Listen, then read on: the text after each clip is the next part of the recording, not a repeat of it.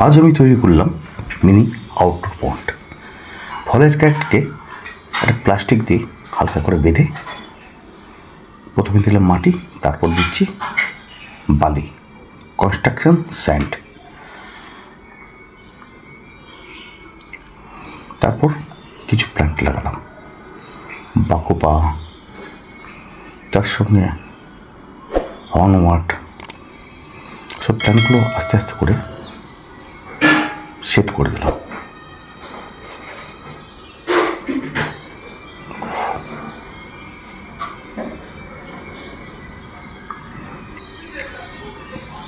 এই সময় দেখতে হবে এই যে ট্যাঙ্কটা লাগাবো, ট্যাঙ্কটা যাতে সম্পূর্ণ রোদ না পড়ে, রোদটা যাতে 1 থেকে 1.5 ঘন্টা বা 2 ঘন্টা পড়তে পারে, তাহলে জলটা অতটা গরম হবে না, নাহলে কিন্তু জলটা প্রচণ্ড গরম হয়ে যাবে, যার ফলে মাছ রাখাই যাবে না।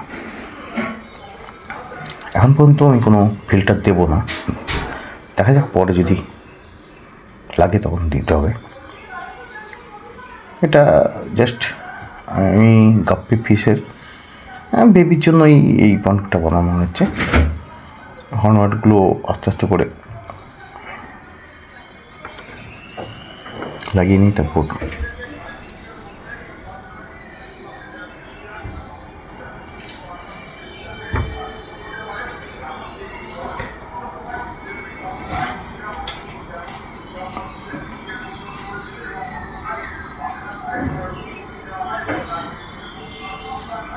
আস্তে আস্তে করে সব সেট করছি।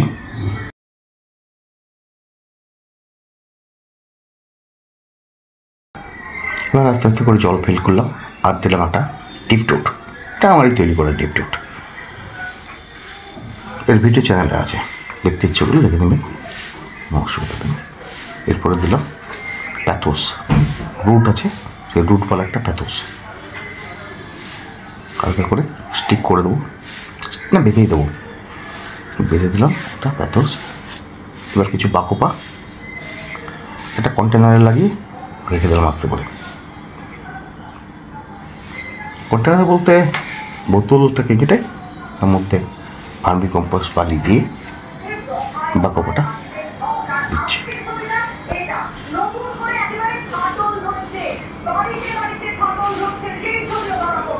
আর কিছু বাকোপা মাটিতে লাগিয়ে দিচ্ছি।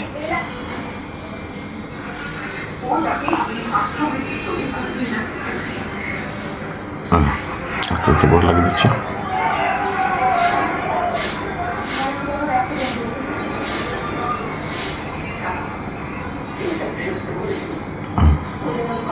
আস্তে আস্তে করে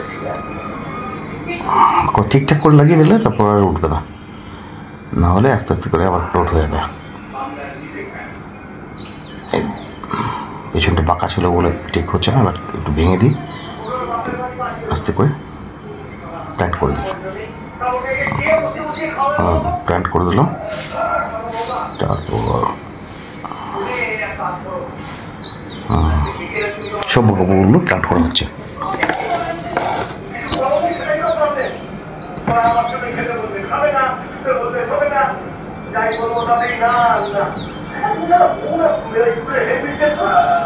তারপর একটা ফান লাগাবো, পরে একটা বড় ফান লাগালে মোটামুটি কিছু ফ্লোটিং প্ল্যান্ট সিলভেনিয়া দিলাম।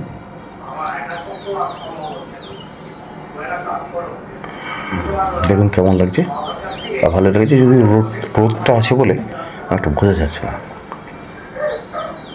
তবে ভালোই দেখতে লাগছে।